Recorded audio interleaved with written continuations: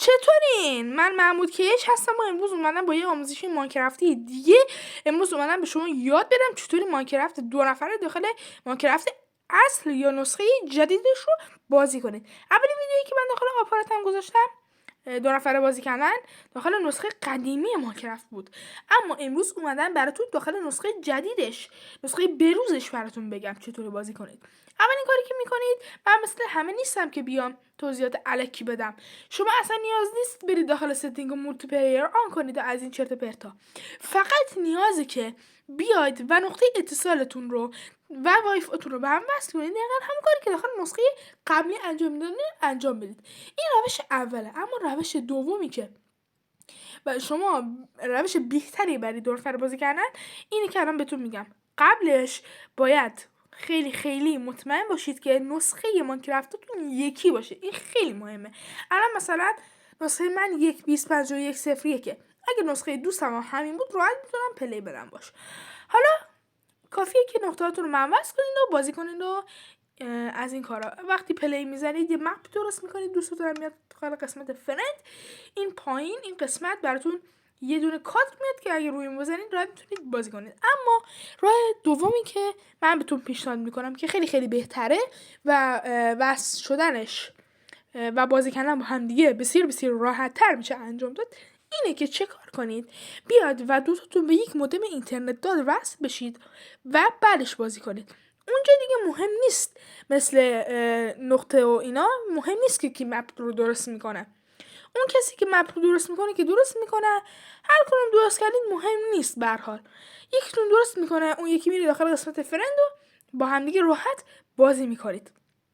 این روش آسون ترین. اما اگه مودم نداشتید راحت میتونید با همون روش نقطه و اینا بازی کنید.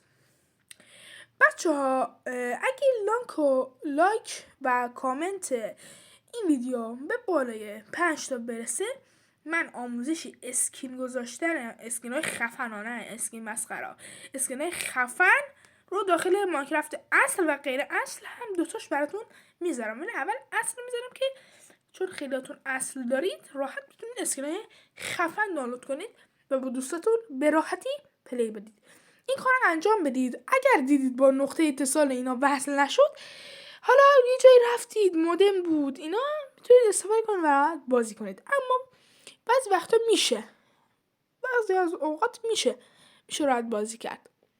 اما بچه ها من چند تا آموزش دیگه هم قرار براتون بذارم که من نظرم اینه که اگه دنبال کردنتون زیاد بشه، لایک و کامنتاتون اینا زیاد بشه، من چیکار میکنم؟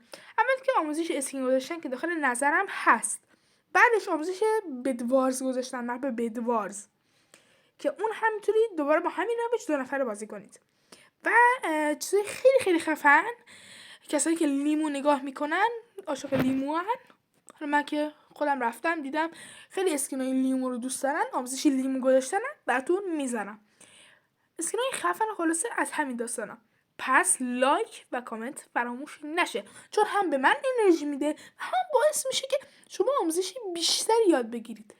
یا پس فردا میاد میگید آخ چطوری بدوارز بازی کنم، برم محمود کیچ رو دانلود کنم، بخشید لایک و کامنت براش بزنم که بدوارز اینا رو به من آموزش بده.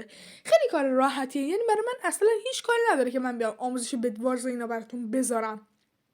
فقط برای من این انرژی که شما قلباً به من میدید رو خیلی برای من ارزش داره. پس لایک و کامنت یادتون نره. بازم میگم لایک و کامنت یادتون نره و تا آخر این ویدیو حتما نگاه کنید باشه تا بازیتون ثبت بشه. اگرم بازیتون ثبت نشد کامنت بذارید، بازیتون ثبت میشه. تا یه ویدیو دیگه، خدافظ.